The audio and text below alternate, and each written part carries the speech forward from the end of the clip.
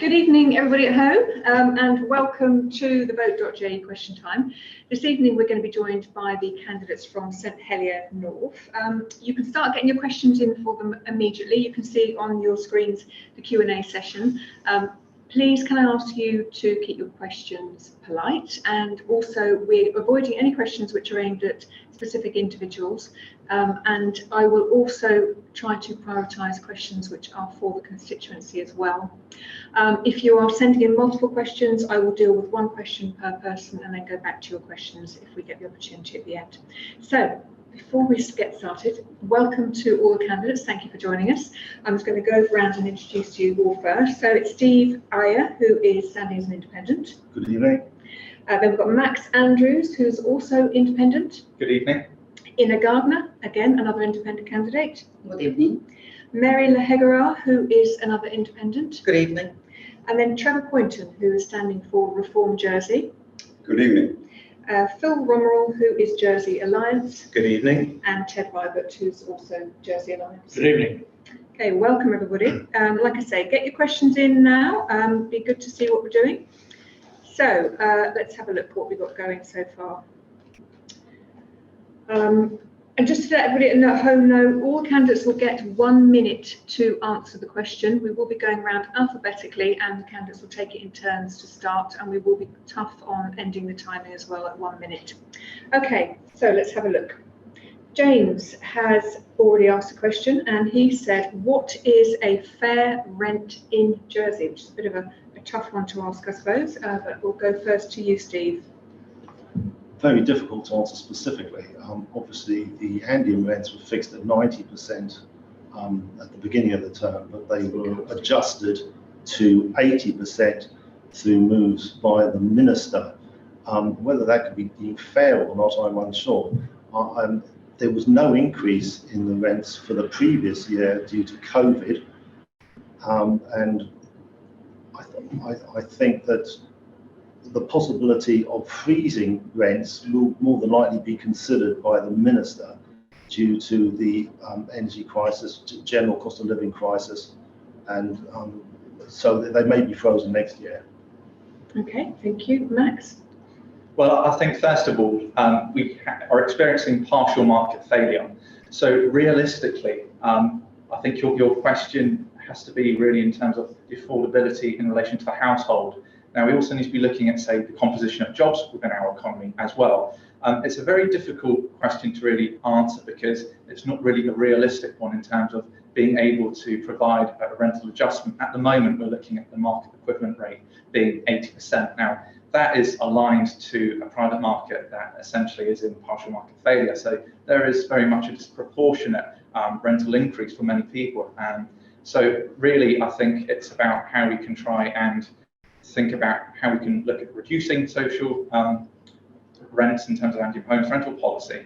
But I think as well, within the private sector, you'll probably be looking at trying to reduce the demand as well. That should hopefully reduce the rents too. Thank you, Max. Ina? Thank you, James, for the question. And the answer cannot be really straightforward because we do have social housing, we have private rents, we have qualified, we have unqualified.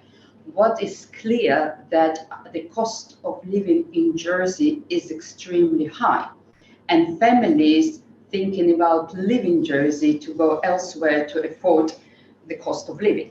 Housing and rent is a big part of it. Now, there are 2 points that I would like to mention.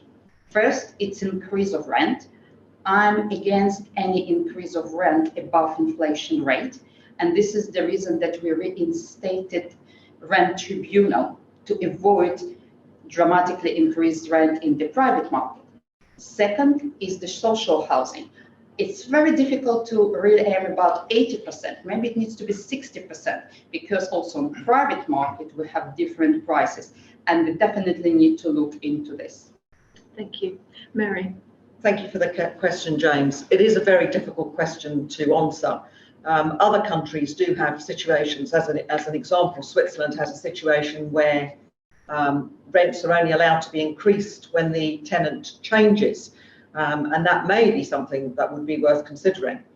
But also, of course, you've got to look at affordability for everybody, and it is about trying to increase our stock probably of the rental market.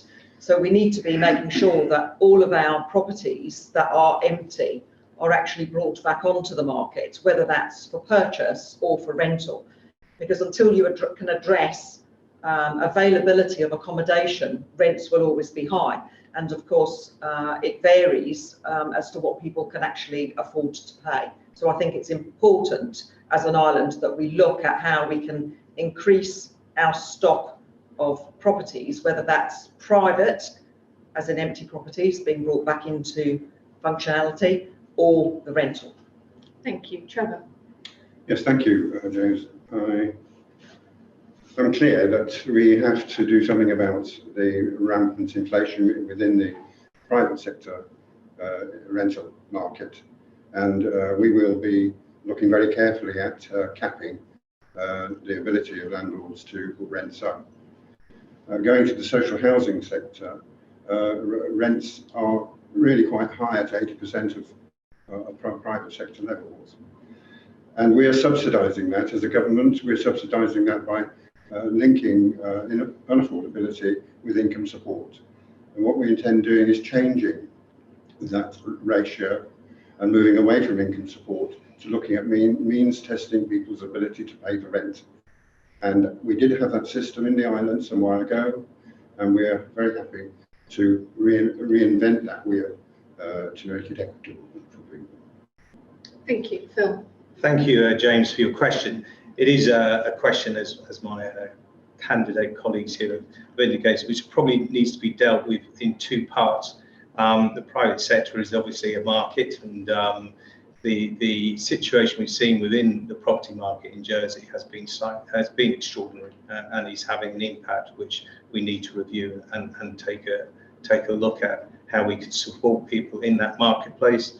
As far as social rental rates, there's a combination of things here. I think we have failed, I think, over the last 10 years or so to maintain the volume of property needed to support our market, and that needs to be addressed as quickly as possible, and would be a key part in managing the pressures that are there in the interim, supporting rental rates within that marketplace would certainly merit some review.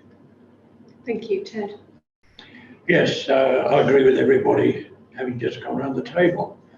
The situation that we've got to understand is that rents in the private sector are dictated to by the price a person pays for the property. If they're looking for a 4% return on their investment, the rent will be geared to the price they're going to pay for that property. If we start meddling with rents, and particularly private rents, and we start deterring investors from building it, we're going to face yet another shortage of property. So my plea to everybody would be to be very, very careful about rent control. Jersey used to have a rent control tribunal, and it severely damaged the housing stock in the island. So to answer the question, it's a very difficult one to answer because there are so many different variants. Thank you. Okay, thank you. And reminder to everybody at home, get your questions in now to all the candidates. They are here waiting for your questions. So please do put them into the Q&A box, which is on the screen for you. Okay, next question is this one, which is coming from Martin Ray. He's asking, do you live full-time in the parish and think that candidates should live or work in the parish to best represent us? And do you think candidates for Chief Minister should live here full-time? And that goes first to Max. Yes, so I've lived in the constituency for 26 years of my 29 years of life. And yes, I do believe that we should be living in the constituency ideally. And yes, the Chief Minister should be living in the island full-time. Okay, short and sweet. Ina? Thank you, Martin, for your question. Since I moved to Jersey, because I wasn't born in Jersey, I always lived in my constituency. I believe that when you walk constituency and meet people in the corner shop during the weekends and you feel the constituency, it does give a better understanding. And I do believe that Chief Minister should be living on the island for a long period of time to understand how our assembly and how Ireland works in the unique way. Thank you. Thank you, Mary. Thank you for the question. I've never lived in St Helier. However, 4 years ago, I decided to stand in District 3 and 4 of St Helier because I had been a police officer for 25 years. And as I said 4 years ago, my feet knew St Helier exceptionally well. And I do recall walking at 2 o'clock in the morning from Rougebillon Police Station all the way to First Tower. Probably not something that you would see today. But I do believe that I can represent the constituents of St Helier, and hopefully those that voted for me last time will feel that I represented them well. In relation to the Chief Minister, I definitely believe that it should be somebody that is committed to being in Jersey full time, and I would be really concerned if that was not the case, because we have in the past seen some senior civil servants not living in Jersey, and I think that if something happens, as in an emergency, pandemic, etc., you should be available. Okay, thank you. Trevor? Thank you, Martin. I have to say that I'm almost an honorary St Helier resident, in that the property that we live in borders with St Helier. I only have to step out of the back door and I'm in St Helier, albeit I pay rates to St John. I have an affinity with St Helier and St Helier North especially. I do believe that the Chief Minister should be a resident in the island. He needs to be very close to what is happening, and he needs to understand what is happening in the island. As far as the candidacy is concerned, it has been a long-held tradition that anybody resident in the island for over 5 years, I believe, can stand in any parish district that they wish to do so. And it is well known and accepted. Okay, thank you. Phil? Okay, thank you for the question. So I do believe that the person should, your candidate should live in your district, and that is the reason why I'm standing in St Helier North. I moved to the district in November, having lived in St John for 14 years, and felt that if I was going to stand, I should be duty bound to stand in this district, so I did. I'm enjoying meeting people and introducing myself and getting to know the area whilst here. As far as the Chief Minister is concerned, yes, I believe the Chief Minister should be resident on the island. I see it would be a rather difficult role to be in if you were not resident on the island, to be honest. Okay, Ted? Yes, I think some of the questions are being angled about the Chief Minister directed at Sir Mark Bollihat, because he has just retired to Jersey. He lives here full time, he will be here full time. It's important that I make that point. Secondly, I agree with Phil. I think it's important that you live in this parish. I think it's important you live in the district. And the reasons being that if you don't live in the parish, you can't even vote for yourself, and you can't even attend a parish assembly. And one of the jobs of the district, of our district deputies, is to represent the people at parish assemblies, speak at parish assemblies, and be part of that whole community. And I think it's very difficult for people who don't live in the parish to achieve that. Okay, thank you. And to Steve. Thank you. Of course, all deputies, no matter which constituency they live in, are allowed to speak at parish assemblies, but they are not allowed to vote. On the Chief Minister front, absolutely the Chief Minister should reside in Jersey, and he should also pay his taxes in Jersey. I think that's absolutely essential. From living in the district, yes, I do believe we should live in the district. I think that since the system has changed, it's going to be more necessary for people to live in their district. In the old days, in St Helier 3 and 4, we used to get a lot of people coming from outside the district because we had 4 seats. But now, obviously, all districts, apart from St Helier, have 4 seats. So there will not be the necessity for people to move around the island from one district to another. And I think you'll find that's more going to be the case now that the system has changed. Okay, thank you very much. And just a reminder again, do get your questions in if you're at home. I will take one question from each questioner, and I will try to prioritise the constituency ones, which is why I'm now going to Carlos, who has asked, what are your opinions on the future of the Jersey Opera House? And that goes first to Ina. Thank you, Carlos, for your question. We must refurbish and reopen Opera House. Any further delay for refurbishment and to bringing back shouldn't happen. It has been delayed too long. It was closed too long. We have funds now. Jersey Property Holding, at least when they were answering to the Public Accounts Committee, they committed that it will be done, and we will need to watch that it's happening and hope we all enjoy Opera House next summer. Thank you. Mary? Definitely, I think the Opera House needs to be open, and I have to say I think it's a real shame that it's been allowed to get to the condition that it currently is.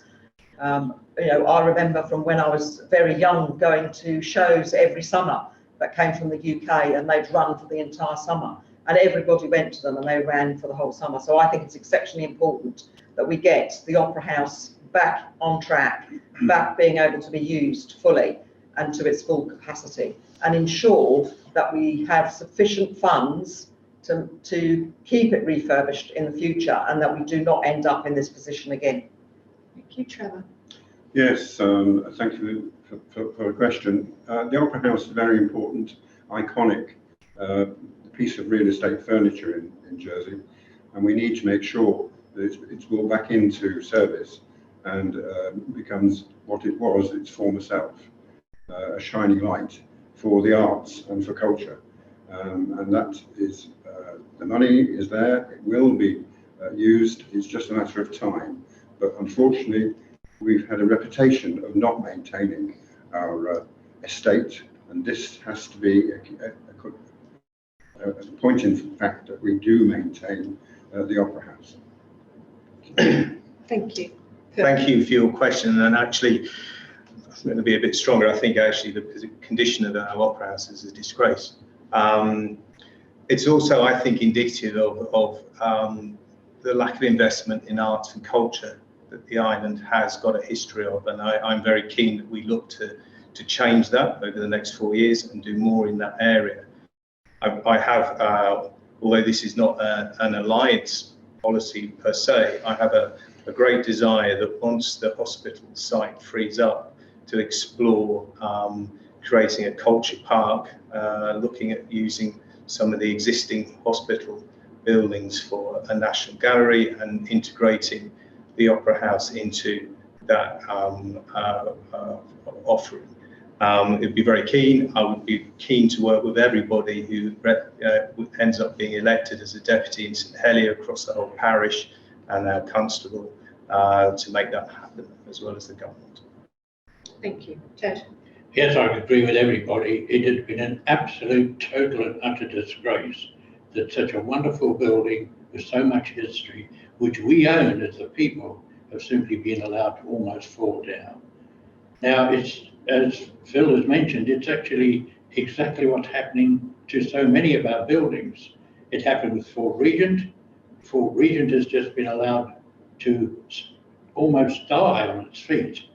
La Folly Inn, we've owned La Folly Inn in down on the pier, must be for 10 years, and it's just been allowed to do nothing and just sit there. And this is an island where property is so valuable and so expensive. When you go into that Opera House and you look at it, you feel so sad that it could even happen like that, and it's got to change. Thank you. Steve? Thank you. Yes, and mentioning the Folly, of course, it's in a terribly decrepit state and will take millions of pounds to actually get it up to speed. Back to the Opera House. The Opera House has been underfunded, and that is going to continue to be a problem. I know money has been allocated to it, but in 10 or 20 years' time, we may have to consider building an alternative from scratch, rather than pumping huge sums of money into saving very old buildings. So that's a problem we will have to face in the future. But on the arts front, saying that there's not enough money for the arts, during this term, we managed to allocate 1% of gross spend to the arts. So this was a massive increase in funding for the arts, and I'm sure that will be used very wisely. Thank you. And Max? So when you're looking at tangible public capital, it's been hugely neglected, and this is across the government's portfolio. Now, the longer this has gone on, of course, the risk is with cost push inflation of building materials, that's also going up. And this is where the government haven't done a very good job in managing that portfolio. Absolutely, we do need to restore the Opera House, and we need to also ensure that actually people are able to engage and partake in community activities as well, because it's such an important hub in our community. So I'm absolutely in full support that this term we get something done. Thank you. And as I am prioritising constituency questions, but there I can see some sort of general issues coming in. We will get round to those. There's an anonymous, if I could say that, question in asking, do you think that St Helier needs more green spaces? And what are your views on further pedestrianisation in town, for example, considering future options for Broad Street, etc., etc.? Goes first to Mary.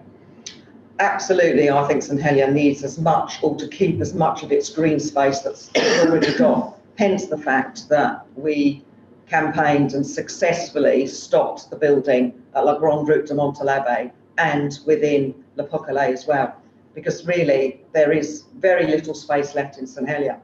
If it was down to me, I would actually, and somebody laughed when I said this, I would have actually used some of the waterfront and used the waterfront as a place for people to go, all islanders, but certainly for use of St Helier. So for me, we should be extending our green spaces within St Helier. In relation to the Broad Street matter, I know there's a lot of conflicting views in relation to Broad Street. I've spoken to some of the retailers who don't like it. I've spoken to others who think it's a good idea. What I don't like is the fact that it's a shared space. So I think we either close it or we don't, but it's a shared space at the moment, which I feel is quite dangerous. Thank you. Okay, Trevor. Thank you. Yes, green space is exceedingly important. St Helier has increased its green space over time, but not at the rate at which it really needs to do. There is a plan to make Warwick Farm a country park, which will improve things, but it is a little way out of town.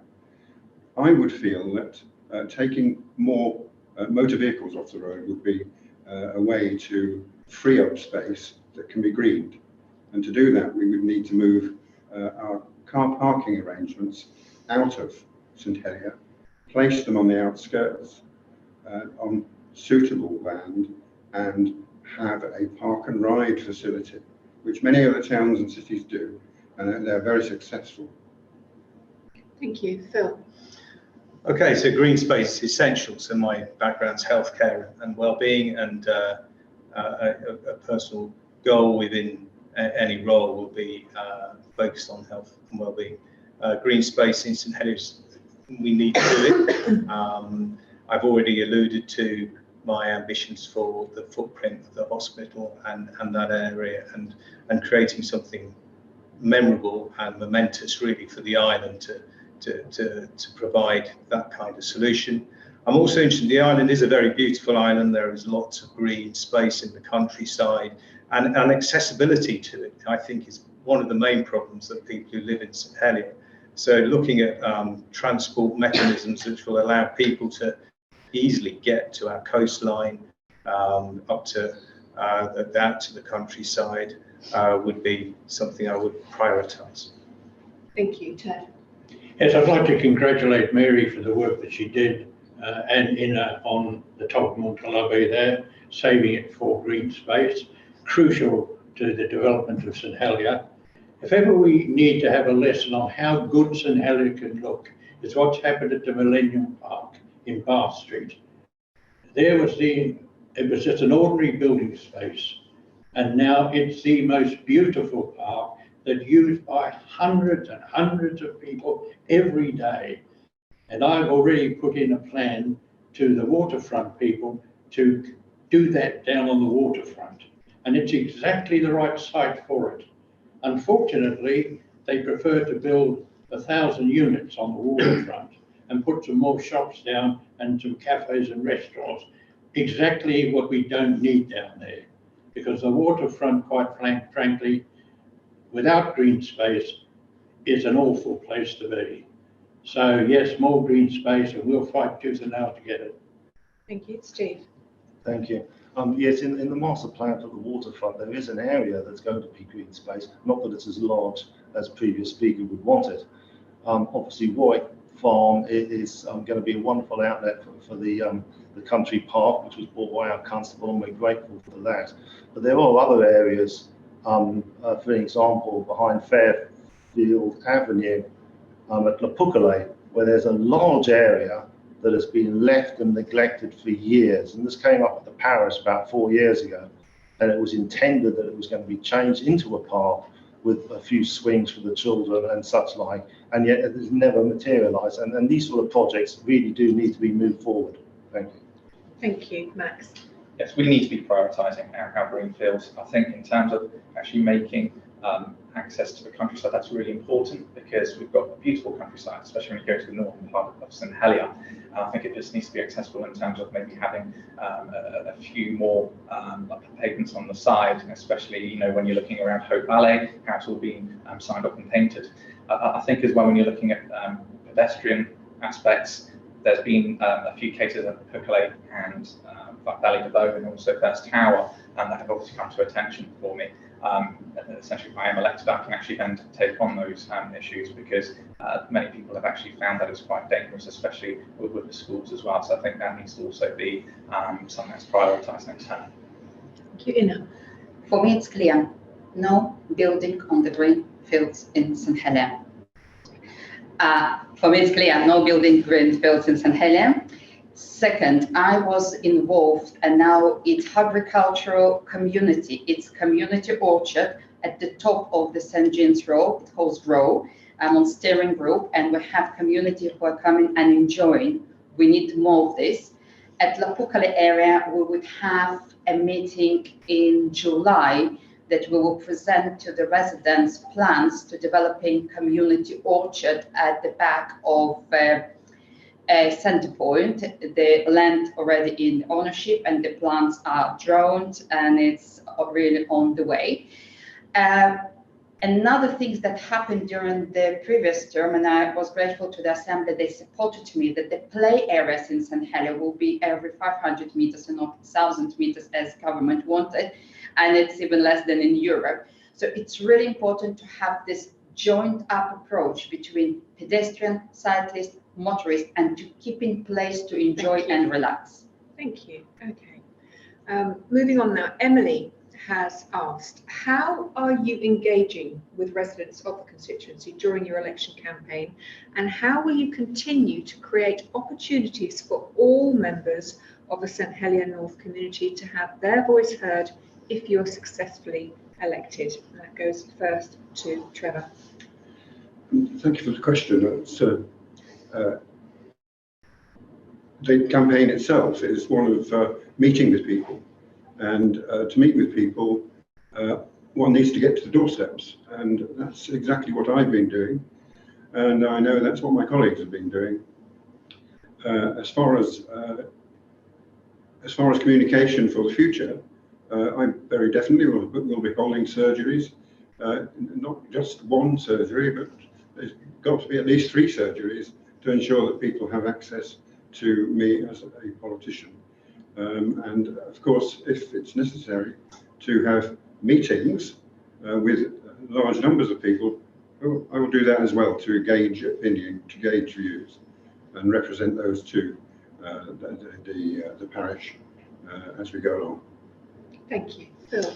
Well, thankfully, I'm a very keen walker, and the last few weeks I've certainly been covering my 10,000 steps a day and so on. Yeah, so campaigning, it's first time I've done this. I'm getting around everywhere. We've got a set plan because there are so many homes to visit in our district, and it is very diverse. It's reaching from First Tower through the Lepukale area down into Grand Vaux. I do feel that the people in Grand Vaux are not particularly well catered for with the polling station, and I think it's a criticism I will take forward into any future government if I'm elected. What I intend to do as a representative, though, is to hold regular surgeries, as Trevor has indicated, looking at one a month and trying to have one in First Tower, one in the Lepukale area, and one in Gormbo to make sure everyone has a chance to have their voice heard. Thank you. Ted? Yes, well, I've been chairman of the First Tower Community Association now for 6 years. Recently, we were able to convert the Overseas Trading Corporation building into a youth club and a veterans, I call them veterans club. They're downstairs, the young people are upstairs, and it's going to be a unique place. And it's something that Jersey has not got anything quite like that, and we'll be opening that in about a fortnight's time. And again, our local deputies, Mary, Inna, Steve, have been on my committee working with me in that, and Max has been just joined us recently. So that's enabled us to pull everybody together to work for the community. And I'd like to see more of that in St Helier. I don't think there is enough of it, because it's easier for politicians to know there are problems if they're confronted with a group of people who can explain it to them. Thank you very much. Steve? And of course, we must not forget Deputy Mike Higgins, who No. was also on the committee Absolutely. and did sterling work. Yep. He managed to clear out the community centre Absolutely. prior to the investment fund and obviously the fiscal stimulus fund, which has been so wonderfully spent in that area. At the moment, of course, I'm sure most parishioners are well aware that they have a lot of candidates knocking on their door, even to the extent that some are getting quite bored of engaging with them. So that may be a problem that this gentleman hasn't encountered yet. But of course, I'm always readily available. People phone me up all the time. And if ever you attend one of the parish assembly meetings, I am always there and I'm happy to engage. Thank you. Thank you, Max. For me, I think it's very important that I hold constituency surgeries. Ever since I started this campaign, it started about 2 months ago, I've been canvassing, I've been door knocking, but also I've had an online approach as well. I think that's probably more specifically with the younger generation who are probably more engaged on social media. I think in terms of actually my approach, in terms of if I am to be elected, I'd actually like to be distributing leaflets across the district to actually keep people updated, probably on a quarterly basis, in terms of what I've actually done in terms of my job, and actually people can then appraise me as a deputy. I think that's really important, but also the second part, I'd actually like to be holding events, and maybe we could actually have events such as housing, education, where the 4 deputies could be present, and we could actually have guest speakers, but also constituents could also turn up too. And I think that's really part of the community engagement that I think is very important. Thank you. Inna? Engaging with the constituents, it was in the heart of my work for the last 3 years. I was elected in by-elections. As I promised during the elections in 2019, I have held surgeries at the town hall and also at Lepukale during the COVID Lepukale stop, but I'm definitely going to renew Lepukale as well. I worked with residential association, worked a lot with Ted, and when we had constituency problems, one of the deputies, so all of us joined and supported residential association. We have a Lepukale committee, we have vodka. Also, during this term, I created St Helier Community Strategy Steering Group, where I invited different stakeholders, including residents from different areas. We hadn't plans to engage with residential association from the private estates, and because of the COVID, we didn't get. So what I would encourage, please get in touch with me. My mobile is available, and we can always arrange a meeting. Thank you. Thank you. Mary? Thank you. Obviously, a lot's been said. I haven't actually necessarily done so much in the way of surgeries during this term of office, but what I have done is that my landline, my home address, and my email are all available through the States Assembly website, because I've had people that write to me, I have people that ring me on my landline, and I have people that email me as well. So I take calls and respond to people all the time. I think that's very important that you're available at any time, because not everybody wants to come to a surgery, or not everybody wants to be part of a group. So I think it's essential that you make sure that you're available to everybody, which has enabled me to deal with all sorts of issues across the community.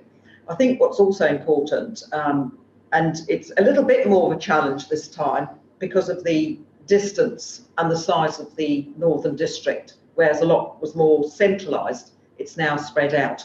But I'm going on and knocking every door I can. Thank you. Okay, we've done a lot of constituency questions now. People at home, you can upvote questions. You can see that in the Q&A section, and I'm now going to deal with the most upvoted question, which is, came in straight away from Sydney Riley. Sydney says, over the last 4 years, millions have been spent on external consultants, payoffs to ex-civil servants and IT overspends, among other examples.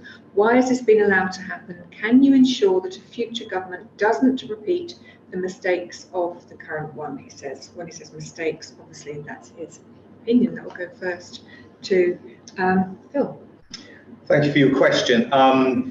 Obviously, having not been in the government, I've not been totally party to the whys and wherefores of where we have got to, but it is one of the reasons why I decided to stand.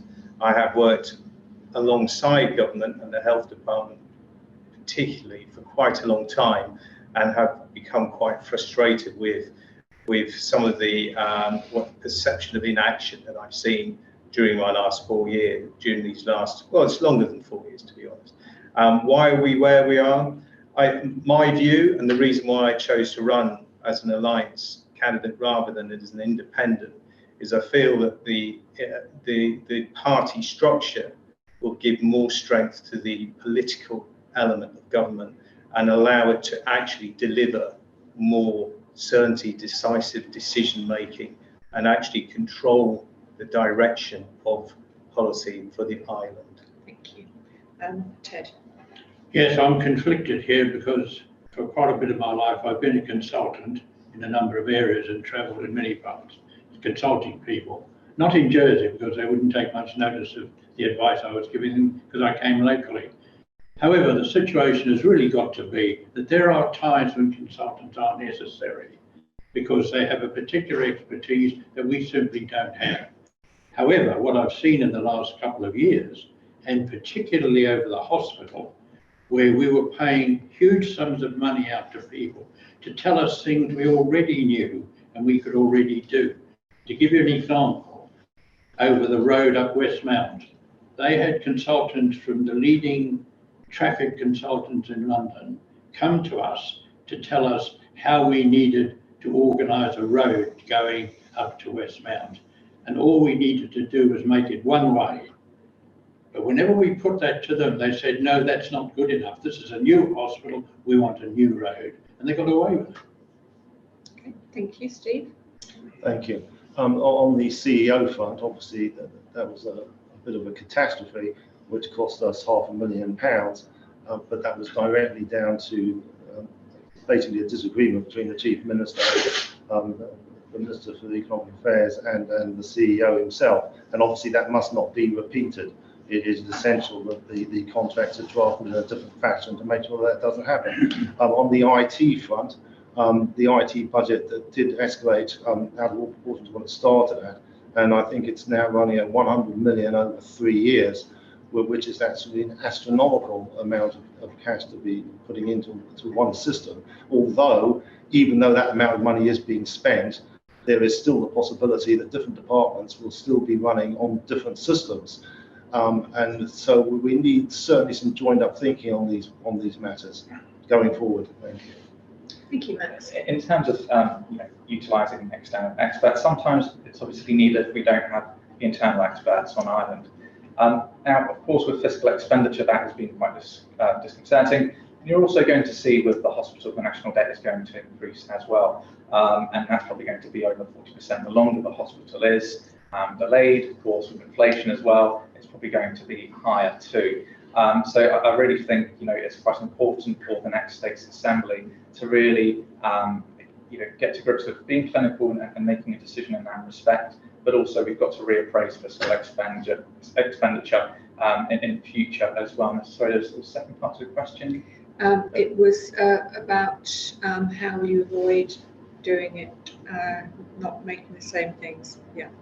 Well, Why has essentially, it been allowed to happen? you'd need to have a legislative majority to actually enforce against the executive government. So the State Assembly, once there's a majority, you've got enough votes, you can enforce the executive government. And that's what's essentially needed. The difficulty is the Chief Minister will most often have that majority. And that's obviously one of the problems that we do have, as it happened last term. Thank you. Ina. First of all, if you remember, I was serving as the chair of the Public Accounts Committee for the last 18 months, and we called emergency, call-in session specifically to question consultants' fees and the increased bill, and especially, as Steve mentioned, around the digital. One of the things that it's really difficult to understand when we have digital Jersey with very good pool of local talents, local companies, by default, we are going out to external consultants.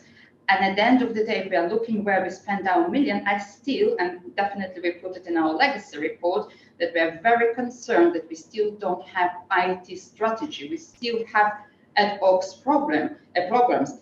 This is, for me, the most important things. We must use local expertise, local talent before we go elsewhere. Thank you. Mary.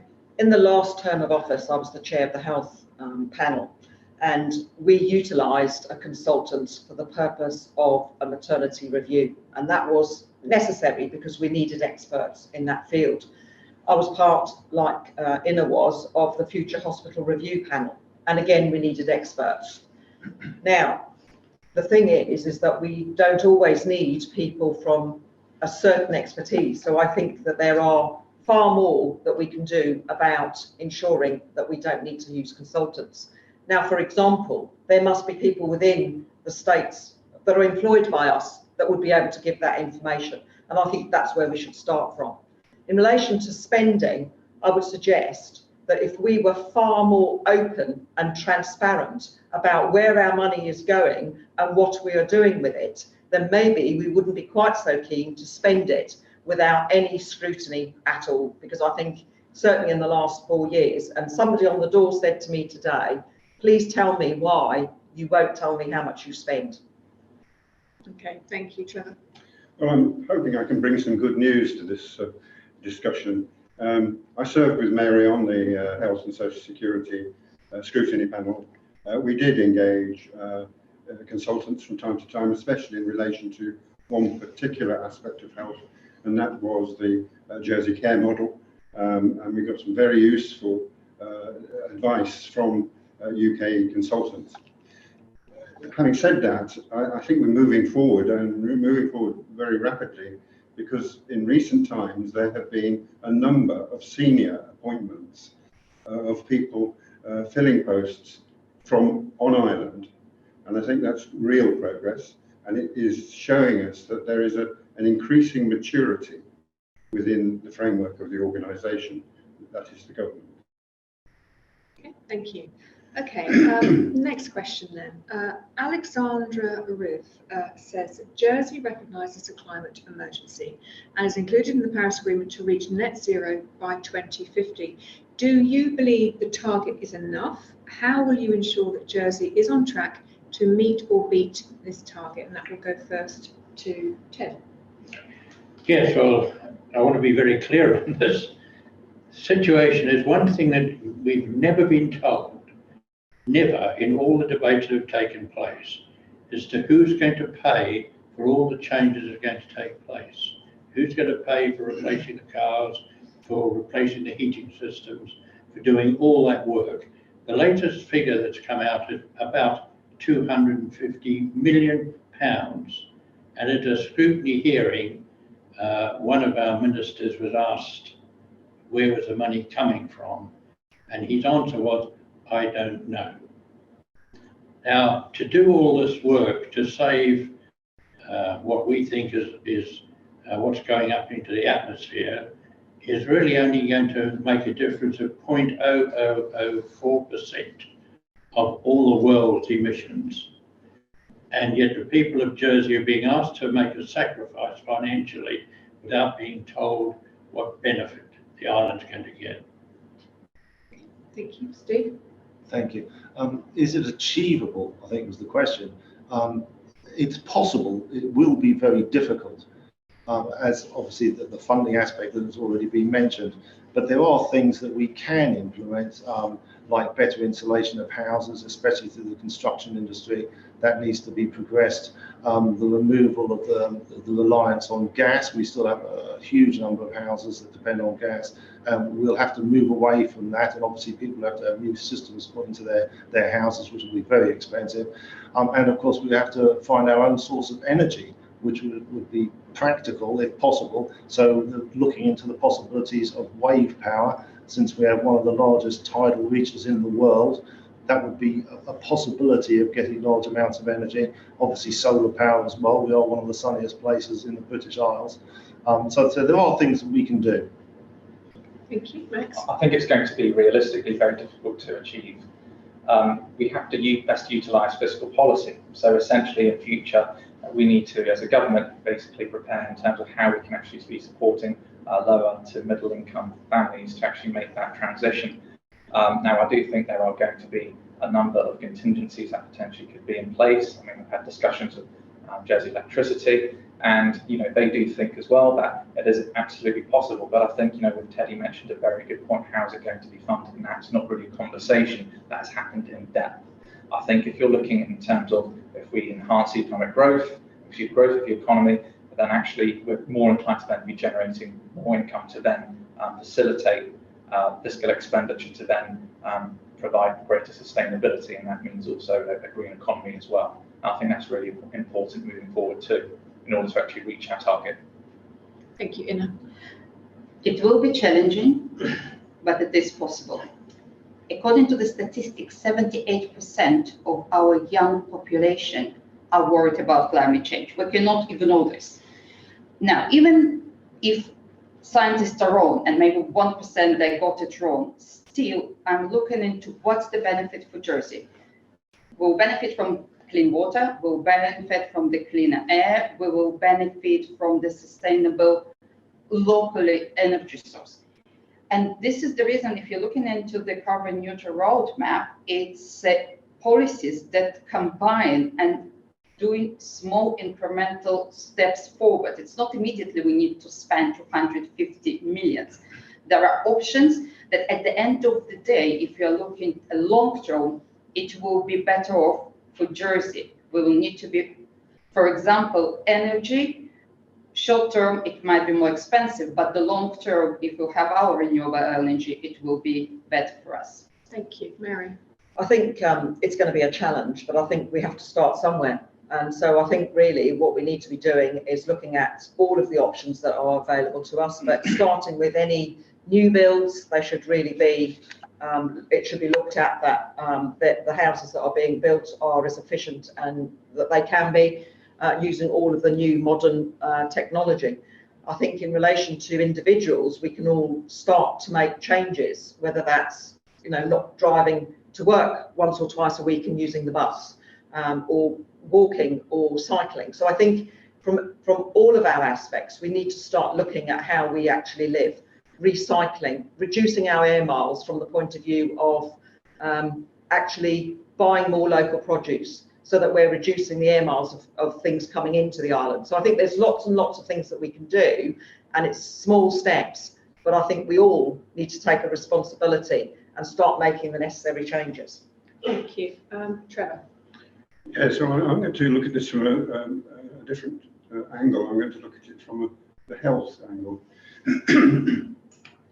We today have so many particulates floating around in our atmosphere, especially in St Helier, close to the schools, that there has been over the last 20 years or so a dramatic increase in the number of children that suffer with asthma and other respiratory conditions, and other people, elderly people who also suffer with respiratory conditions.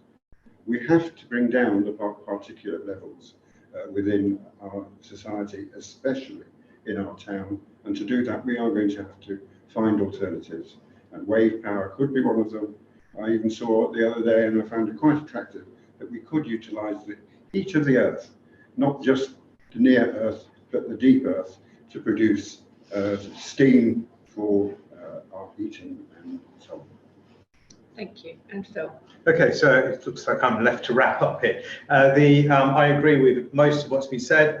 There is a real challenge because the 250 million to taxpayer, as I understand it, there is an unmeasured value that was going to be met by private funding, which could easily be in the hundreds of millions of pounds. And there is an element about this debate that side of things has not been communicated particularly clearly. Nonetheless, I agree with the rest of the candidates. We need to start somewhere here. From a health perspective, which is where I largely come from, Trevor's point is very well made. We need to do some research to find out where the particular level actually stands rather than what we think it is. But nonetheless, that has got to be quite cool.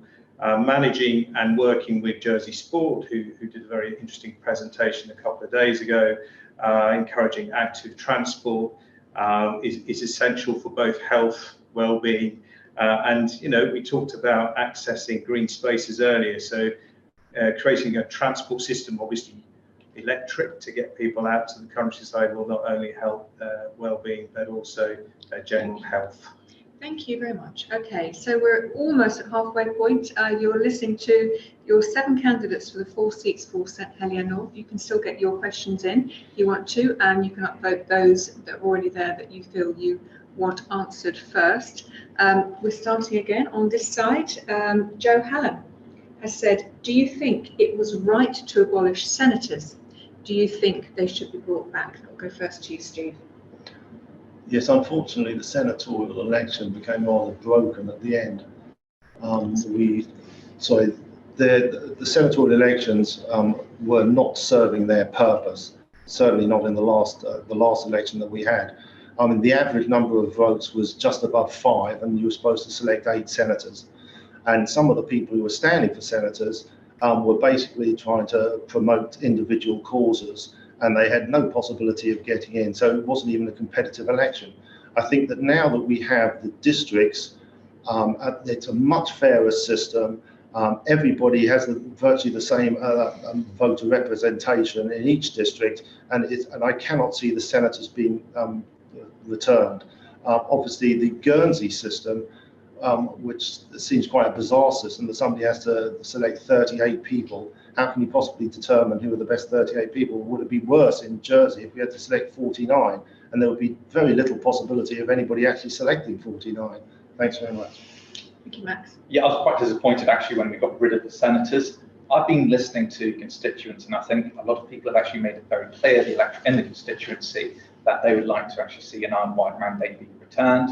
When I've spoken to people, I think it's really something that needs to be discussed probably in more depth. But my personal opinion is actually all the deputies should be standing on an iron-white mandate. However, if that certainly is not the case, then yes, the senators can be returned in terms of format and the number. I think again that would be up for debate within the actual State Assembly itself.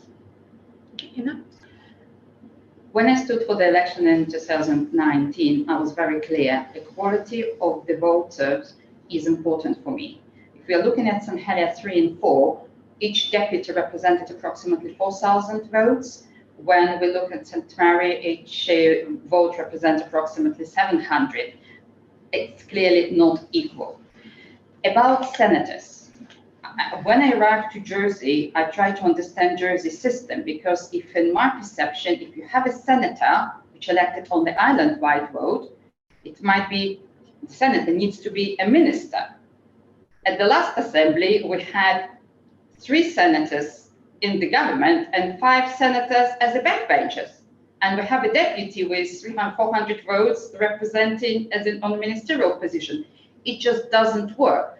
So to have all big constituencies or all island-wide senatorial can be way forward as long as the quality of the vote is maintained.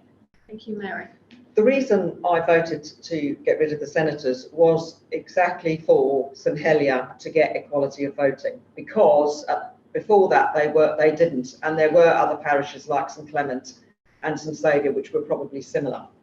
However, like Max, everyone that has had a gripe during my canvassing has said, I liked the island-wide mandate. It would be a challenge for 49 people to be on an island-wide mandate. However, I would have no issue of standing as a candidate for an island-wide mandate, because then the island, everyone votes for everybody, and that way, of 103,000 people, 45 square miles, I would have no issue whatsoever in standing on an island-wide mandate. Thank you, Trevor. Yeah, so I think the Policy and Procedures, current Policy and Procedures Committee can make it very clear that we're only at the beginning of change in relation to electoral reform.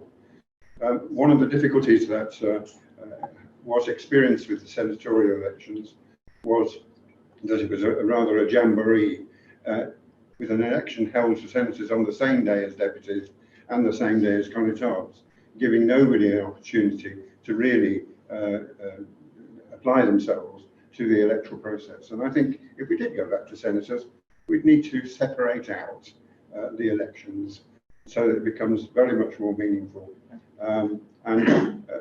We wait to watch the space, because frankly, things are likely to develop on during the course of this term. Thank you, Phil. Okay, so I would be very much in favour of having the senatorial role reinstated. If I'd had my choice, I would have actually run as on the senatorial stand, believing that 100,000 people and an island-wide vote is a reasonable position. The Alliance Party made the point of having someone in every district, so that at least we could have an island-wide voice if the electorate choose that to be an option, and that's as close as we can get to the old senatorial island-wide mandate. I bet our policy is, though we are where we are at the beginning of the journey, I suspect, as has been highlighted here already, but we will be planning to review how it has worked over the next 4 years. Thank you, Ted. Yes, I think it's important to remember the very reason why senators were removed from the states. The situation was highlighted at the last election when somebody or a group of politicians from the Commonwealth Association came to Jersey and watched the election, and they wrote a report, and they were horrified by what they saw. And the reason they were horrified were that senators are appealing to 100,000 people. The Deputy of St Mary is appealing to 3,000 people. The whole thing was ridiculous. The only way that could have levelled off was if they weighted the vote of senators. In other words, if a senator gets 1,000 votes, for every 1,000 votes he gets 1 vote in the House. So if he gets 12,000 votes, he gets 1 vote like that. So when you add it all up, the power is exactly the way the trade union works with their trade union congress. Unite, which is the biggest union, get the most people at the conference. Thank you, Ted. Thank you. Okay, I'm going to move on now to one of the real hot potato topics that's been obviously a selection campaign. David Major has asked, how would the candidates deal with the current housing unaffordability crisis? I know we mentioned rents earlier on. There are many young people who see no future here, so are leaving, which in turn is creating serious recruitment worries across all sectors. That goes first to you, Max. Well, a stamp duty surcharge of 3% is necessary, because essentially what we've seen is demand for inflation, with house prices in both rental and purchasing terms keep on going up. We also need to be building more social housing as well. Obviously, with social housing, we need to also address the market equivalent rate, what I spoke about before. Also, one of my other policies as well, in terms of actually helping people get onto the property ladder. Essentially, I'll be looking to try and ring-fence stamp duty from market purchases over 2.5 million to provide shared equity loans. That would be concomitant with a deferral payment. I think that's absolutely essential to actually help the young people in our island who, again, cannot afford that down payment, and the government can actually provide that support, and also the capital repayments in terms of the mortgage will be cheaper as well. Thank you, Ina.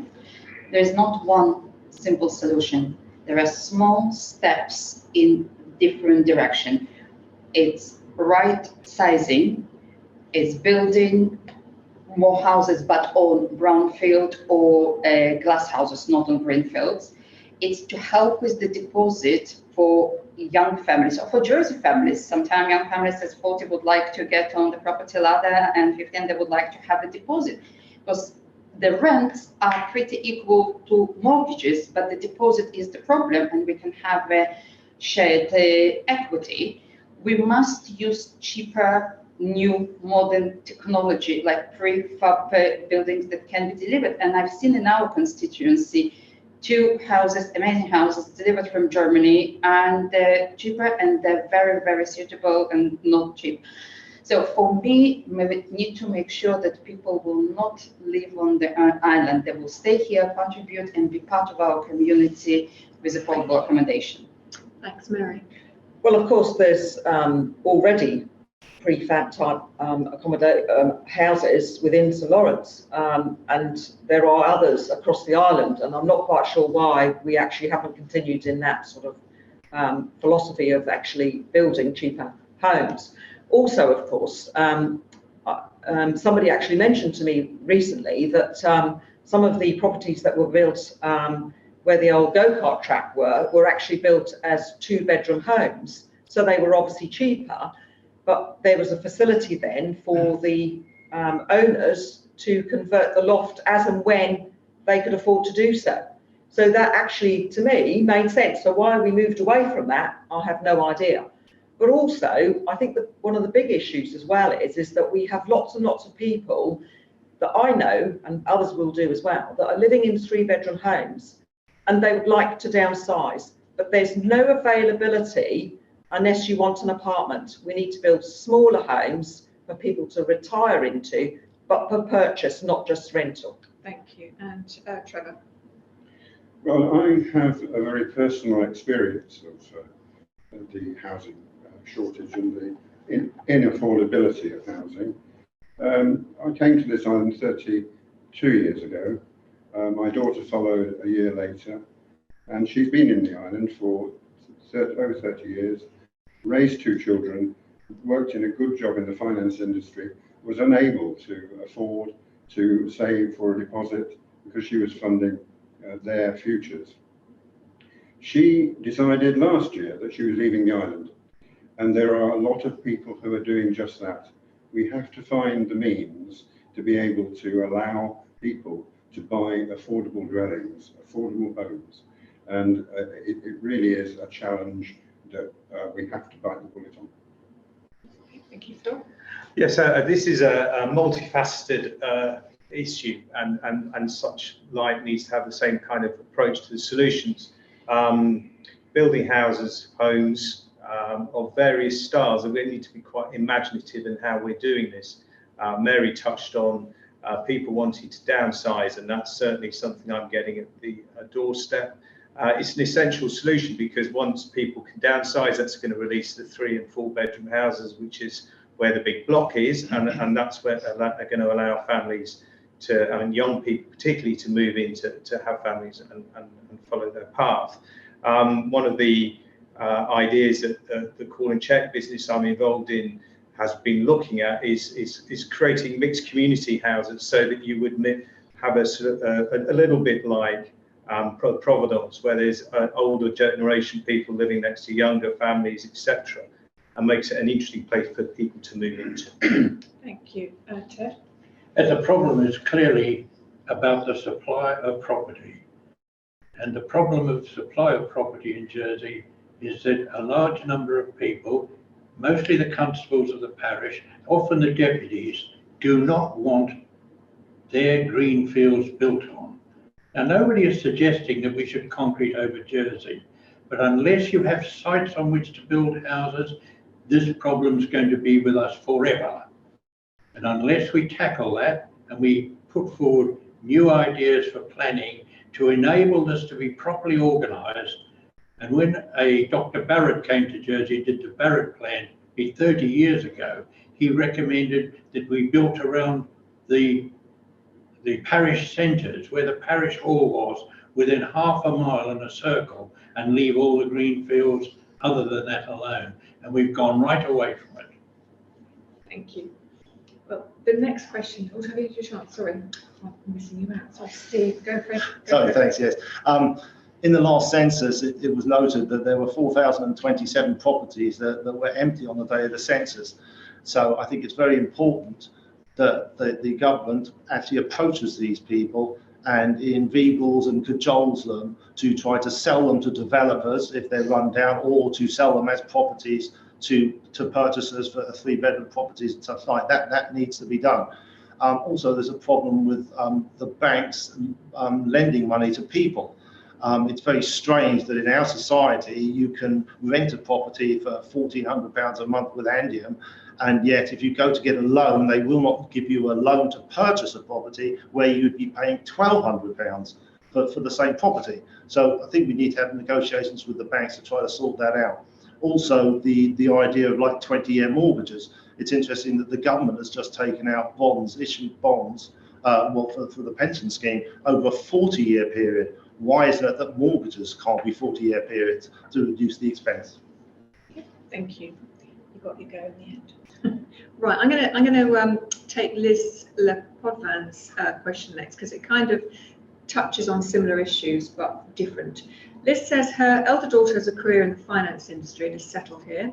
Her younger daughter emigrated because she doesn't see a future for herself here. What would you do to address the loss of our younger generation who do not see a future in our limited local career options? So it's not just about housing. She's asking about career options, and I'll go first to Ina. Thank you for your question. One of the things that we must explore is the job opportunities for our graduates, and it should start from 16, from their career path, going out of the island, and connection during their time at the universities or at their studies outside of Jersey to what we have available on the island. Also, in the next 10-15 years, we will see big automations of some of the jobs, and we need to retrain and reskill our population to be able to provide right jobs available. And it will be lots of opportunity if we're looking around the technology, if we're looking around the climate change, if we would like to develop arts and culture, it can be available on the island. We really need to understand what the talent we have, what our children study, and where they would like to progress to range around them. Thank you. Mary. Within my manifesto, I actually mention education. And the thing for me is that we need to ensure that we skill islanders to the actual jobs that we need. And so I think, firstly, we need to upgrade and do something with Highlands College so that there's far more facilities and varied opportunities for people, because not everybody wants to work in the finance industry. But where we've got skills gaps as well, we need to have a look and then make sure that we're able to recruit people on island. Also, when someone goes to university to train as a nurse or train as a teacher, they aren't welcomed back here in Jersey. And people say that's not true. It is true, and I've got evidence of that. So we need to make sure that when somebody goes to university to train as a nurse, that we've almost got a link with that individual and say, please come back. But don't say you must have experience. No, come back to me. I'll pay you. I'll recruit you. You can get experience as and when I can continue development. Thank you. Trevor. Thank you. Currently, education are looking very closely at this, and there is a lot of research going on to find out what approach in our industries would want us to adopt in relation to the skills required in our industries. Mary's right, Highlands College needs to be upgained so that we can provide those training courses that the society we live in need. And she's also right about nurses that do to try to come back to the island. We're fortunate though, we now have training courses for nurses on the island, both in mental health and in general nursing. So there are some areas where things are happening, and they're happening to meet the needs that are being expressed. Thank you, Phil. Okay, so there's two elements to this. The career path that we lay in front of our young people. I'd like to see that start, not coaching, but a direction given in a much younger age, even into primary school age, so that people can look at potential areas that we, the island, need the skills grown into as exciting career paths which they can really get into. To deliver that, though, what we do need to say, as has been previously said, what we need to do is do something about higher and future education and how it links into the island economy. I have a keen interest in higher education, and I'd love to have the island to have a fantastic campus. And I do look at Fort Regent and think, if that was a campus, what would that say to the young people as far as how much we respect them and how much we want their career paths to deliver? Thank you, Ted.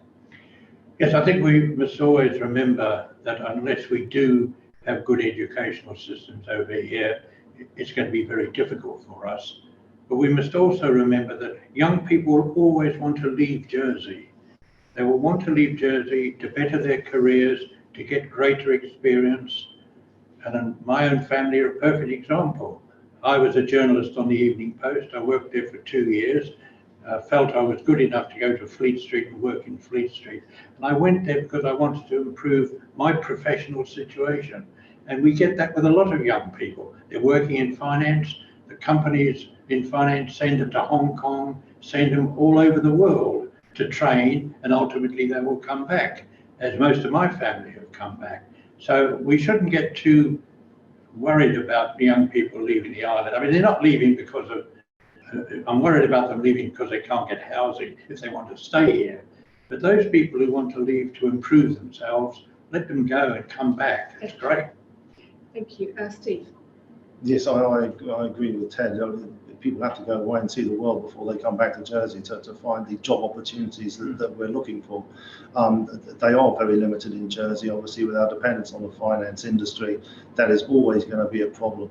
And even if they join the civil service, all states departments, there are job opportunities at the moment. As we know, they've increased by over 1,000 since Charlie Parker took office. So there's plenty of jobs available. But certainly succession planning is a must for all departments in the states. And we do know that the Jersey Appointments Commission, they have a tendency or an inclination to always side with people from outside the island, and they are desensitized to allowing local people to even have the job opportunities that other people have. Thank you. Thank you, Matt. Well, we need to be embracing a new economy, and essentially it's about high growth industries. So you're looking at technology. That's something that we've not really been embracing properly. Now we do have a problem that we call structural unemployment, where there's going to be people who are actually going to be out of work in the labour market due to increased automation. Now that number is potentially going to be about 17,000 according to PwC's report. So it's really vital that we are investing in tertiary-based education, because that's where the good jobs are going to be in the future, and also where jobs are going to be highly remunerated as well. And I think the high remuneration in salary, that's what's going to keep people here as well. And that's something that I think, there's a reason why many people have said that we need people to actually understand, especially politicians, that this is something that we fully need to embrace. Okay, thank you. Right, moving on to Victoria Lucas's question now. Victoria says, what is your job number one for day one if you were to be elected? What is your absolute priority? That goes first to you, Mary. Day one. Blimey. Okay. I suppose really the thing that's on everybody's mind really at the moment, with the exception of the hospital, of course, is going to be the cost of living and how people are going to manage with the winter coming. So I think day one, the Assembly needs to look at what we're going to do, or how we're going to assist islanders in relation to being able to ensure that they are able to heat their homes and they're able to feed their families. So I think really that's the thing I think that's really on everybody's mind, is the cost of living and the fact that it's rising so much. So I do think that we need to look at the options of how we're going to assist people moving forward. Okay, thank you, Trevor. Thank you. The day we are elected, we will be beginning the process of raising the living wage. The minimum wage will be raised to £10 to allow some comfort zone for people on the minimum wage. And then by 2023, we will have raised the living wage to a suitable level. And that is a pledge that we made. We will also declare a housing crisis. And we have a plan to deal with the housing crisis, and that can be found on our website. And we will make every effort to alleviate the difficulties. Thank you, Phil. Okay, so I'm part of the Alliance, so the Jersey Alliance, so we have a broad range of skills within our team, which is going to allow the party, if in government, to start attacking lots of the problems simultaneously. My skill set's health, so that's where I intend to focus my interest. The hospital is obviously a large project that's going to be delivered hopefully within the next 4 years or so. But my interest particularly is around community healthcare and bringing the GPs and the community pharmacists and the nursing teams and all the other allied professions in to work with the health team to formulate and create a healthcare, community-based healthcare model that will be ready to operate and be operating for when the hospital is completed. Thank you, Ted. Yes, I think basically I would be looking, my first thing would be to find out whether the coffee is as good as it used to be in the coffee shop. But taking Mary's point, I agree with her, it would be cost of living, because we must bear in mind that the Social Security Minister did announce a new scheme whereby everyone who's just above income support will be getting £20 a month for every person in the household. I think it's £20 a week, actually. It's a month. A month? Is it a month? And it will be a question of seeing whether that's enough. I rather doubt it is enough. But I think the only way to help people on income support or who just fall below the level, the only way to help them is by direct grants and actually give them money. Thank you. Okay, Steve. Yes, I believe that we should implement a utilities benefit card for senior citizens, and this would be for £100 for each senior citizen to try to compensate for the vast increases in energy bills, and we need to get this out before the winter period so that they can be assisted with their heating primarily. Also, we need to think about removing GST on food. This has been something that I've wanted to do many times before, but there's never been the feel in the House to support it. But hopefully in the next term, we will have the numbers and we will be able to do that just as it is on the mainland. Thank you. Thank you, Max. Well, I think initially, as Steve quite rightly mentioned, in terms of when we're going into the winter, we have to be preparing to actually assist low-income families and especially with retirees as well. The best way to actually do that is with fiscal policy, so to be providing transfer payments or welfare payments to actually cover the cost of energy costs. Obviously, that's increasing currently with inflation. So we need to make sure that people are not worse off in real terms. But again, it needs to be a means-tested approach, not a universal approach. Thank you, Inna. On island-wide, I would concentrate on the policy which will support what we call Middle Jersey, because the cost of living affect them the most.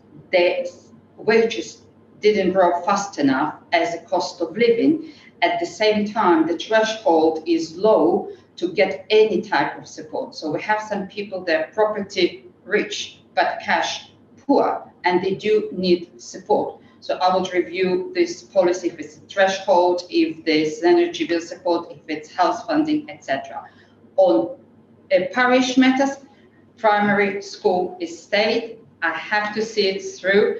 It was long way discussion. We need to see where the 2 or 3 primary schools in St Helier would go before any other developments will be permitted. Thank you. Okay. Daniel is asking the next question, and he says, if you were gifted what he is calling the poison chalice of infrastructure minister, what would be your priorities for the island? And that will go first to Trevor. Well, I mentioned in an earlier answer that I was looking to introduce park and ride, and that's been a hobby horse of mine for some considerable time. And the current infrastructure minister knows that because he's had to deal with a number of questions from me about that. So park and ride would be an important thing to get traffic off the main roads. We would be looking at improving the bus service, electrifying the bus service, and moving closer to an electrification infrastructure to see us through to replacing our gas guzzling vehicles. Thank you, Phil. Okay, so this is totally out of my comfort zone and an area that I have any expertise in, so I would hope I didn't find myself in that position. The transport system in the island, particularly around buses, I think, having worked with vulnerable people quite a long time, it is really not sufficient. I'd look to find a way of establishing some form of community transport system that would either run alongside the existing bus service or be supplementary to it. The use of cars is universal in Jersey, isn't it? We all love cars, and they are a real representation of our personal independence. I think it will be very difficult to change that. However, the move to a less carbon-based transport system, so electric cars, electric buses, etc., would be something that would be worth exploring. And then on the healthcare basis, active transport, we've talked about it. The island's got huge potential from tourism as well, from a cycling and walking joint. But thank you.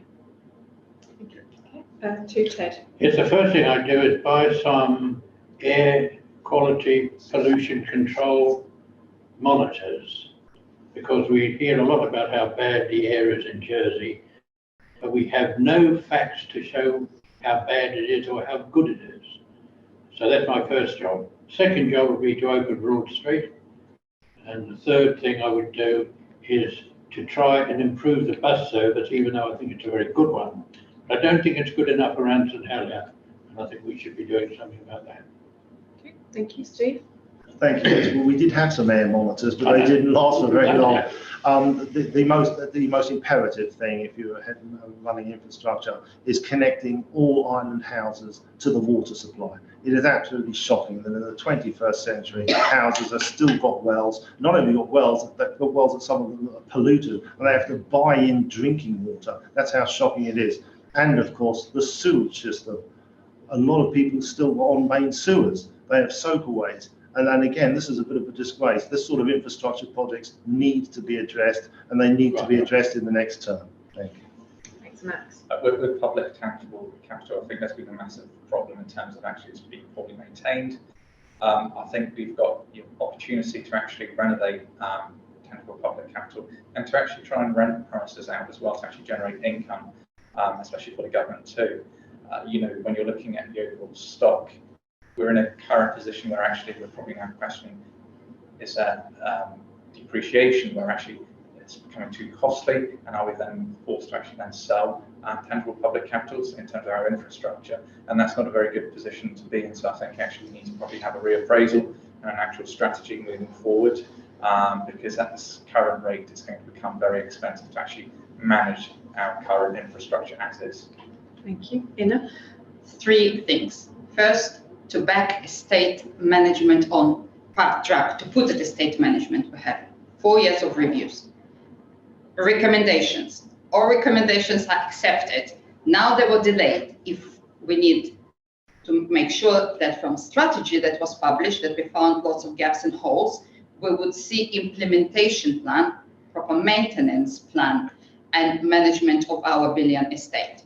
Second, we accepted sustainable transport policy in 2019, but we didn't see this in action, where we can really have a combination between walking, cycling, driving, and public transport. And third, it's the waste management strategy. It's long overdue, and it needs to progress. Thank you, Mary. Steve stole my thunder. Quite frankly, I have to agree with him. Obviously, the water is the waterworks, but the actual waste, the mains drains, Trinity doesn't pretty much have mains drains, and a lot of the northern parishes don't have particularly good infrastructure in relation to mains drains. And they've just passed to build more houses at St Peter's, for example, but the infrastructure at St Peter's, they're going to have to change the infrastructure in relation to being able to build those homes. So in actual fact, if we're going to be able to provide new homes for people, then we actually need to start to look at our infrastructure. And whether that is part and part of the cost to whoever developed those sites or not is another thing. But there's a huge amount of money that needs to be spent.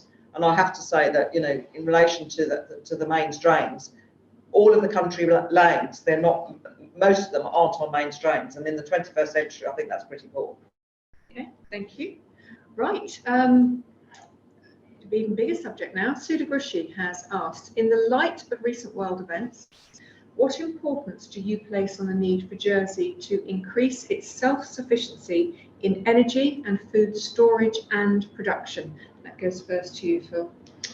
Yeah, very interesting. The what's coming down the line, I think, with what's the Russian invasion of Ukraine and the impact that's having on grain supplies is going to be monumental, actually, and I think it's going to add to the cost of living problems that we currently have in front of us. So far as food is, we do have an extensive farming industry. Again, as I said at the environmental hustings, I don't think it's been an area that we've given as much investment into as we could have. I'm not sure small holdings will be a solution, although encouraging some diversity in crops and animal management would help.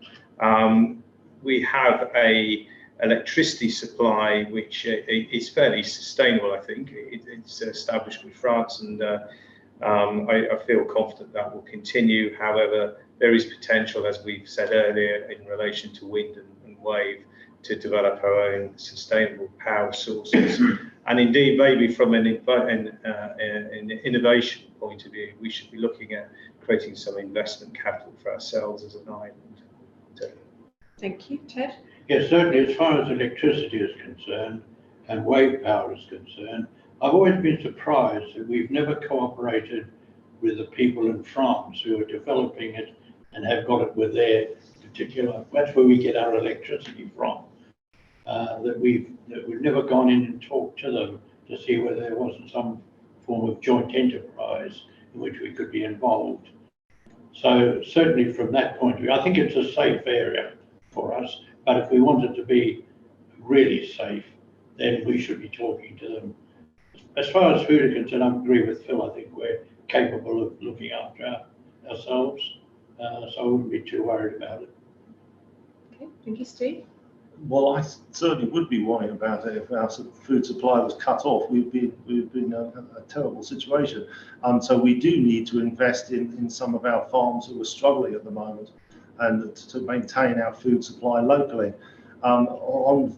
On storage, which was mentioned, obviously we used to have loads of storage facilities in Jersey, and a lot of supplies were brought in continually and stored before they were taken to the shops. Obviously that's not the case now, and we depend on the boat coming in every morning, and that does cause supply chain problems. Certainly we noticed it very much during COVID, that the shelves were empty on a number of occasions. So that has to be looked into, and I think we do need to have more connectivity to France, because it's much easier to get a boat across from France if things get dire than it is to bring it across the channel. So we need to have those negotiations with the French. Thank you.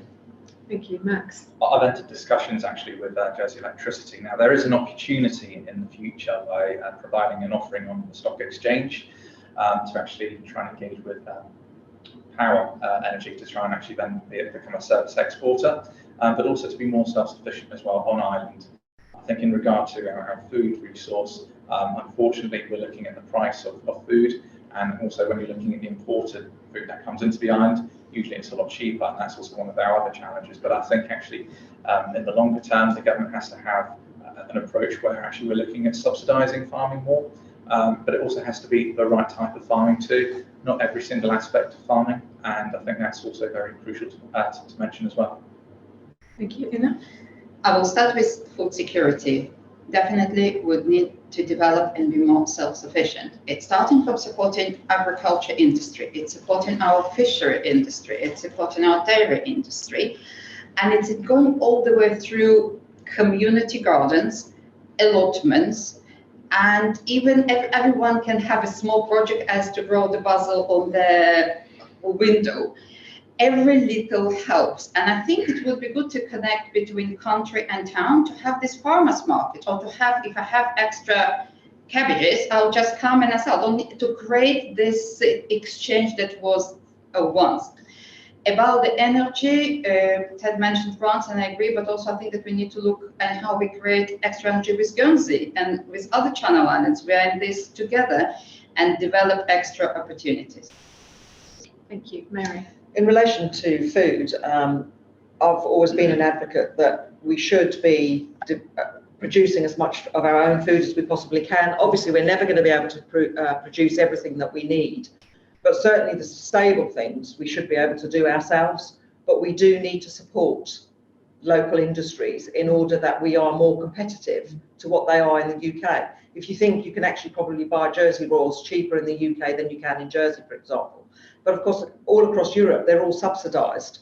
So we do need to make sure that we are allowing our locally produced food to be at the same cost level. And of course, if we actually produce more of our own food and buy more of our own food, we're assisting in the environment by having less air miles and less packaging. Because let's be fair, you go to the supermarket, nearly everything is in packaging.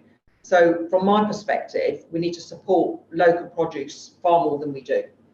Thank you. And Trevor? Yes, I think I would be very clear on this, that we do need to produce more food in the island. We need to concentrate on food. We need to concentrate less perhaps on cannabis than we are doing on food. But it is a plain fact that we will not be able to feed the island without importing food. And we need to have a backdrop of storage facilities to allow us to weather the storms of supply chains and so on. We've seen horrendous post-Brexit difficulties getting stuff out of the UK, not to us necessarily, but to Europe and vice versa. So we need to be on top of those issues and make sure that we're not troubled by supply chain issues. Thank you. Okay. Right. Next question is from Penny. Penny said the number of civil servants employed over the last term increased exponentially, many of whom will have what she calls fabulous financial packages. The huge bill, she says, for public sector pensions, she's concerned is going to be unsustainable and unaffordable, and is concerned that it may mean that you're going to have to grab from top-up funds from wherever. What appetite, she's asking, does each candidate have to at least look into this issue? And that goes first to you, Ted. Very simple, actually, that question. There's no doubt in my mind that we have suffered in the last over a year now of this huge increase in the people who work on our behalf. But the job's been done and there's not much we can do about changing it. Certainly, I would want to make sure now that every contract that's written for a top public servant does not include the ability to have a big payoff at the end of it. Because the biggest problem that we faced throughout this whole business has been these contracts are written by public servants on behalf of public servants. And there's been very little supervision at the top as to how it's been done. But as far as the rest of the public servants are concerned who are in these jobs now, we're not going to be able to change it. Thank you. Steve? Yes, there are grave concerns about some of the pension funds, and obviously we've just taken out the largest issuance bond ever in Jersey for pension schemes of £500 million. Originally, this was suggested by the Chief Minister last year that it would be 460 million, and within 6 months before the government plan was issued, it rose to 480 million. And then when the Treasury Minister announced how much it was going to be, it was deemed to be 500 million. And a lot of people don't seem to know this. So everyone moans about the cost of the hospital, the projected cost, but nobody mentions the 500 million that's already been taken out and borrowed. And that's going to have a real detrimental effect on us in 40 years' time when we come to pay it. Thank you. Thank you, Max. Yeah, I think in regards to this concern, the current government, I don't think John Bondre has actually been explicit enough in terms of actually articulating response in terms of he's actually focused upon the reserves and the 6% return that's going to be seen. I think with the bond that's been spoken of, it's about 2.85% return. And again, it's quite disconcerting because it's, you know, obviously with the pensions bond. So actually, again, you're not likely to then be seeing it being in a good position. Actually, there's a risk and actually there's a precarity to it as well. And I think it's very unfortunate that we have seen this happen. But I think, you know, moving forward as well, because, you know, obviously everything has been signed and dusted now. But, you know, we cannot afford to be doing things like this in future. I think the next State Assembly has to also, you know, consider the national debt as well, because that is also increasing too. Thank you. Inna. I'm very concerned over this growth, and if you would look at the appendix for the PAC performance management report that was published in March, where the big concern was that the increase was around more managerial positions. When we look at number of the consultants in the hospital who actually deliver the services, the number remained more or less the same. And for me, we must ensure that we have enough front line, if it's doctors, if it's nurses, teachers, the people who actually deliver the services. As Ted said, current contracts we cannot change, but the situation must change. And this is the reason for me, SEB, States Employment Board, is not fit for purpose. I've been clear about it, and I hope we will manage to change this situation going forward to make them more professional. Thank you. Mary. I voted against the borrowing for the £500 million debt for the pensions. I'll put that out there. In relation to the level of civil servants, I don't actually know that makeup of what that extra 1,000 is, and it would be interesting to see that. But what happened at the start of this term was that there was supposed to be a changing of the civil service, transformation, and that transformation was about actually reducing management positions. And I think the actual opposite has probably happened. And if you speak to anybody, that's exactly what they will tell you, that there's more people at the top and there's less people at the bottom doing the work. So I think we need to have a look at it. It needs, unfortunately, we are going to have to look at it again because we can't just ignore it. We have to look at it again and see what happens. Thank you. Trevor. Yes, and it's a process of continual evaluation, and it is regrettable that employee numbers have gone up to the levels that they have. We need to have an effective break on the numbers of people that the states are employing. If we go then to the business of pension and the business of the bond, it is very much a social issue, not for today, but 40 years down the line. If you're not preparing people for retirement with a pension that they are funding as well, then you're going to burden the society in 40 years with people whose incomes are not sufficient to run their lives. And we do have to maintain that investment in pension entitlement for employees within the states and in the private sector as well. Thank you. Phil. Okay, so this is an interesting situation. We are where we are. I think Ted alluded to this with what's happened over the last few years, and the pension commitment, as Trevor said, is important because it's part of their contractual rights, and it's also looking after the individuals who have been employed under these contracts going forward.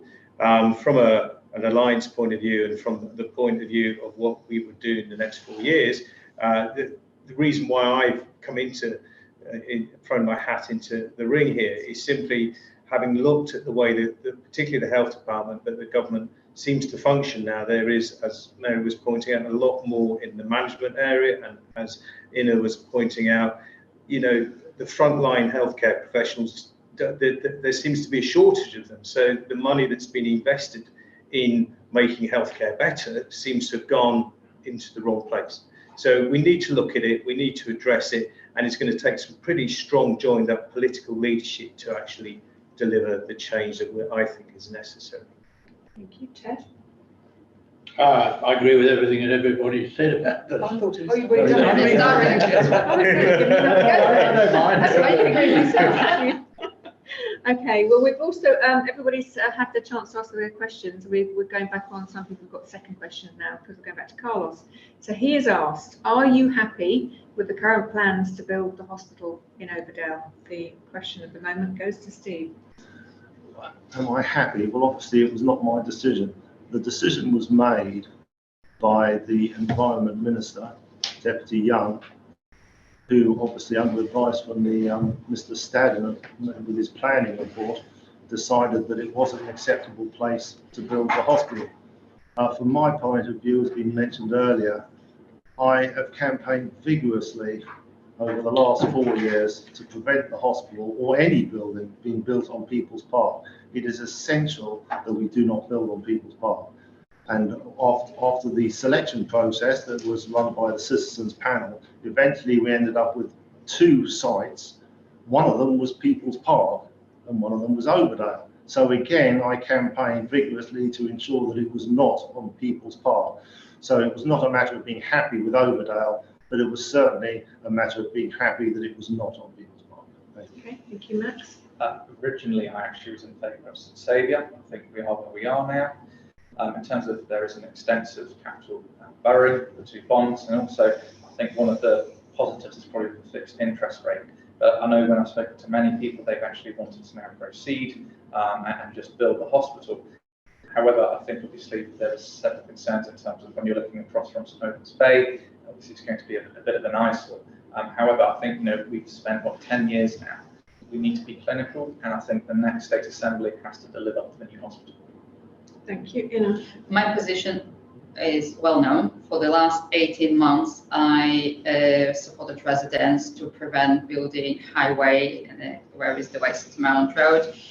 And also as a member of the Future Hospital panel, we brought several propositions to bring this project to some sort of accountability. And the last one, when we decided, we kind of brought a proposition forward to restrict spending to 550 million. We lost it by 3 votes. It was not easy. Now, and for the planning inquiry, I suggested that the 2-site solution would be an option. But now we are where we are. We need to progress with the hospital.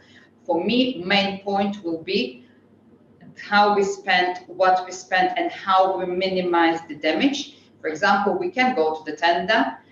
Previous government led by Alliance refused to go to the tender, and it's still possible to go to the tender for the construction. There are other options, and we need to look at it. Thank you, Mary. I won't go over the fact that obviously I was part of the Future Hospital group in relation to trying to prevent the Westmount Road, then trying to prevent the amount of the budget. But I've always advocated a 2-site hospital. We are where we are in relation to Overdale. However, from my perspective, it is far too big.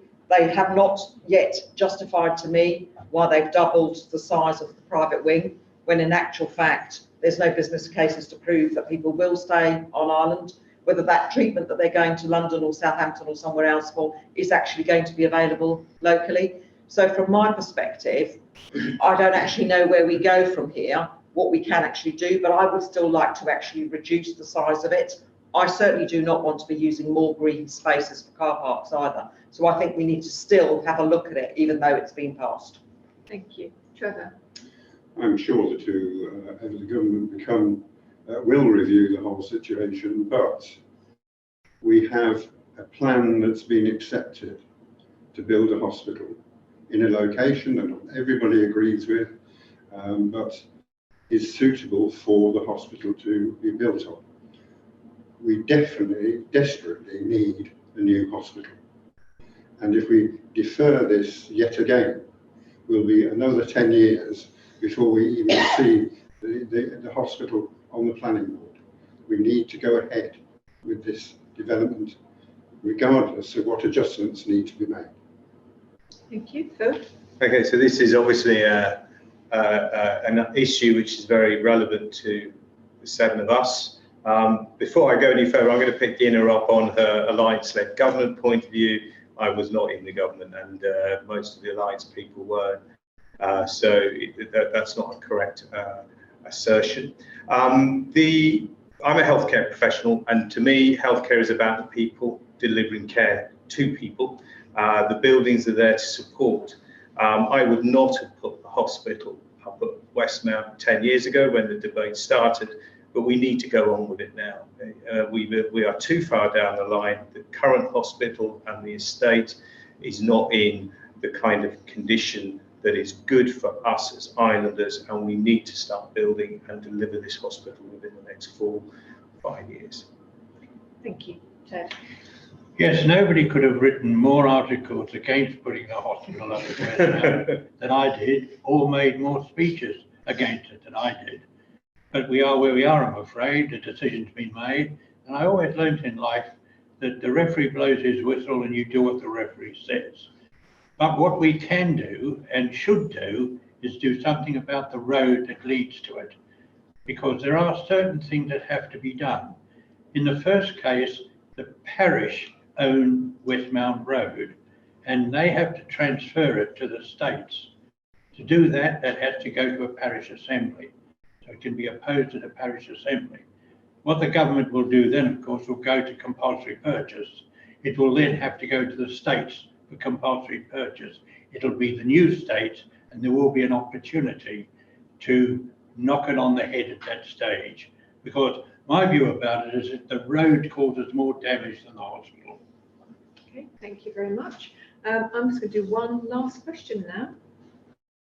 No, I had spoken It's about done. It's done. You're trying to confuse me now, aren't you? One last question now from Liz Lepodvan. She says, you talked of more green space, about parking to be more distant from town centre, but will this make St Helier so difficult for islanders to access for anything other than a long trip that our town centre will become a ghost town with few retailers able to survive? And that goes first to you, Max.